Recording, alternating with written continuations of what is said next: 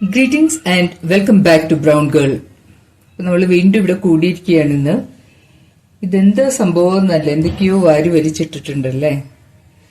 ഇത് നമ്മളുടെ കർണാടകയുടെ ഇത് സംക്രാന്തി സീസണാണ്, ഹാർവെസ്റ്റിംഗ് സീസണാണ്. അപ്പൊ നമ്മൾക്ക് ഇങ്ങനെ പയറ്, നെല്ല്, ക്രോപ്സ് ഒക്കെ കിട്ടുന്ന സമയമാണല്ലോ.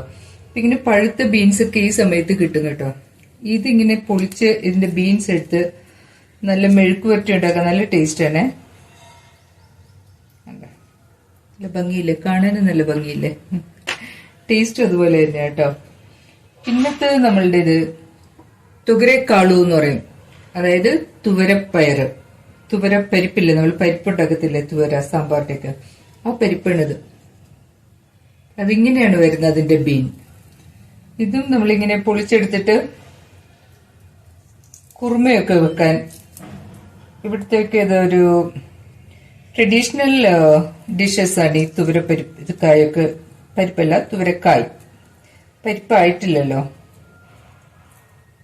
തുവരക്കായൊക്കെ ഇവിടുത്തെ ഭയങ്കര ട്രഡീഷണൽ നല്ല ടേസ്റ്റി ഐറ്റമാണ്. നമ്മൾ ചപ്പാത്തിക്ക് ഇത് കുറുമയൊക്കെ ഉണ്ടാക്കി കഴിക്കും. അതുപോലെ തന്നെ ഇത് കപ്പലണ്ടി, കപ്പലണ്ടിയുടെ സീസണാണ് കേട്ടോ. ഇത് ഇതൊക്കെ ഇങ്ങനെ അതിന്റെ ചുമ്മാ പുഴുങ്ങി കഴിക്കാനും. ഒരെണ്ണത്തിനകത്ത് എത്ര ഉണ്ട് നോക്ക്, 4 കപ്പലണ്ടി ഉണ്ട് കേട്ടോ. നിലക്കടല, കപ്പലണ്ടി എന്നൊക്കെ പറയാം. വേണ്ട, ഒരെണ്ണത്തിന്റെ അകത്ത് നിന്ന് 4 കിട്ടിയത്. അതുപോലെ അവരേക്കായ് എന്ന് പറഞ്ഞൊരു സാധനമുണ്ട്, അത് ഞാൻ മറ്റൊരു ദിവസം നിങ്ങൾക്ക് പരിചയപ്പെടുത്തി തരാം. പിന്നെ പട്ടാണി, ഗ്രീൻ പീസ്, ഇതൊക്കെ വരുന്ന സീസണാണിത്.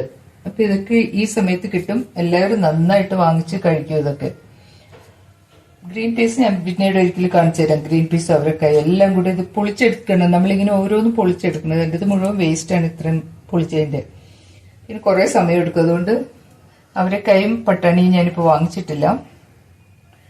അപ്പൊ നമ്മൾക്ക് ഇവിടെ നാട്ടിൽ നമ്മൾ ഓണം ആഘോഷിക്കുന്ന പോലെയാണ് കർണാടകയിൽ, ഇന്ത്യയിൽ പല സ്ഥലത്തും ഈ ഹാർവെസ്റ്റ് ഫെസ്റ്റിവല് ആഘോഷിക്കുന്നത്.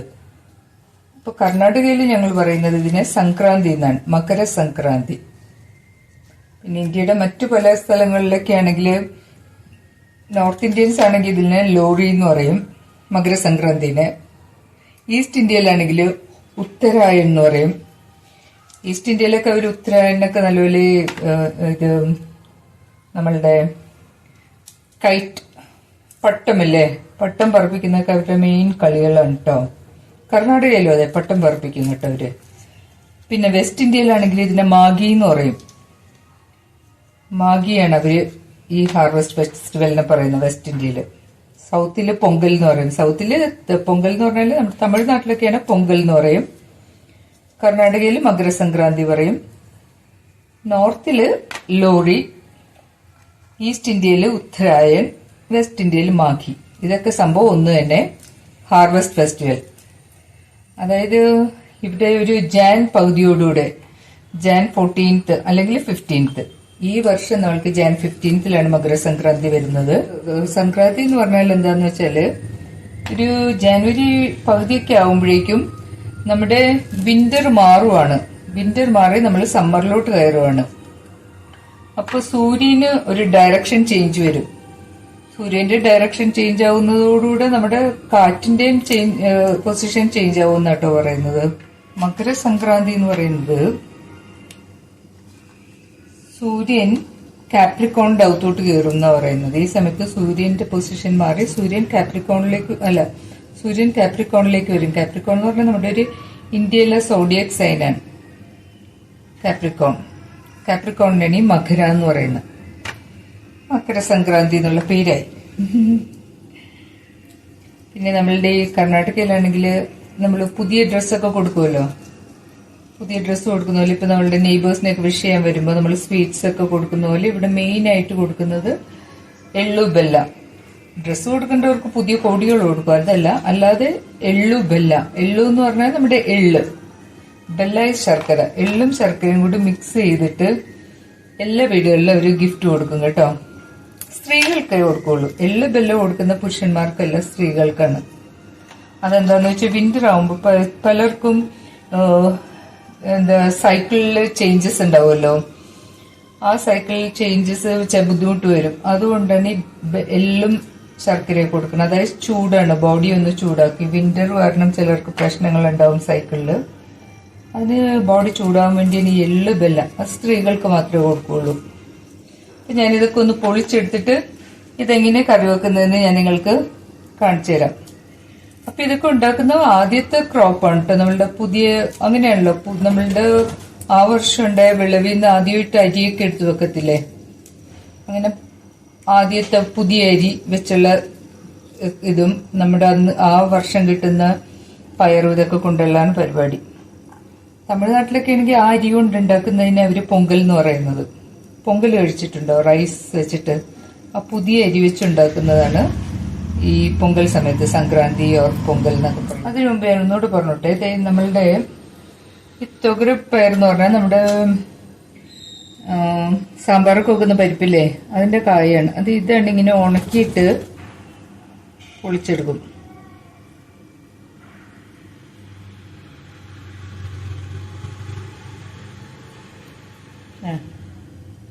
അങ്ങനെ ആയിരിക്കും പരിപ്പ്.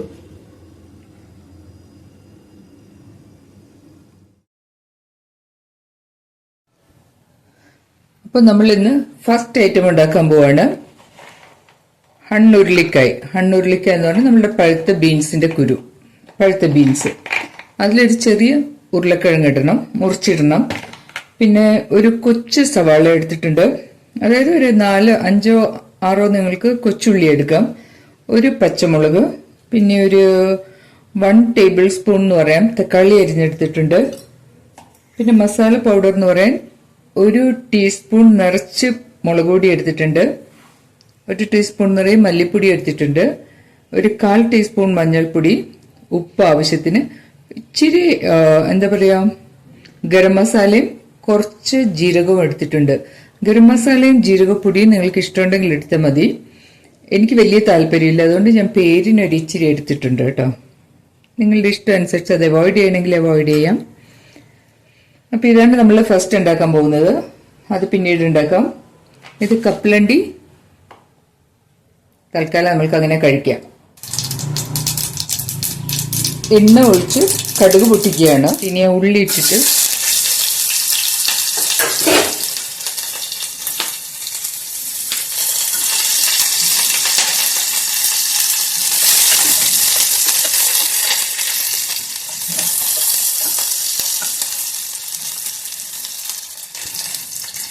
ഇനി നമ്മൾക്ക് ഈ പൊടികൾ ഇടാം. ഇതിൽ വെളുത്തുള്ളി ഇടണം എന്ന് ആഗ്രഹം ഉണ്ടെങ്കിൽ വെളുത്തുള്ളി ഇടാം കേട്ടോ.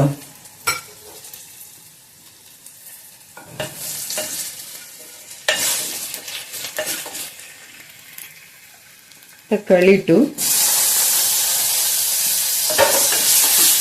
കുറച്ച് വെള്ളം ഒഴിച്ചു.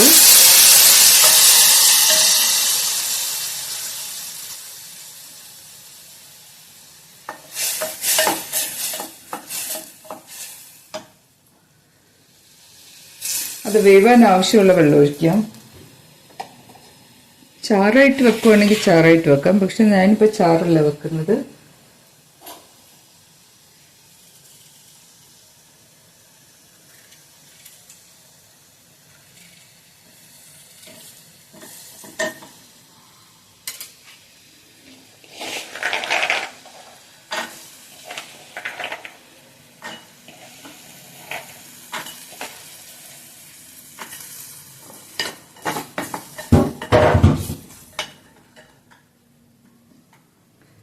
ഇനി ഇതൊന്ന് മൂടി വെച്ച് വേവിക്കാം. അപ്പോൾ ഈ വീഡിയോ ഞാൻ ഇവിടെ നിർത്തുകയാണ്. നിങ്ങൾക്ക് ഇഷ്ടപ്പെട്ടെന്ന് വിചാരിക്കുന്നു. ഇതിന്റെ ബാക്കി ഭാഗം ഞാൻ സെക്കൻഡ് പാർട്ടുമായിട്ട് വരുന്നതാണ്. നിങ്ങൾക്ക് ഇഷ്ടപ്പെട്ടെങ്കിൽ നിങ്ങൾ ഫ്രണ്ട്സ് ആൻഡ് റിലേറ്റീവ്സുമായിട്ട് ഒക്കെ ഒന്ന് ഷെയർ ചെയ്യുക. എന്റെ പഴയ കുറെ വീഡിയോസ് ഉണ്ട്, അതും കാണാൻ ശ്രമിക്കുക. So please like, subscribe and share with your friends and relatives. See you, bye bye, thank U.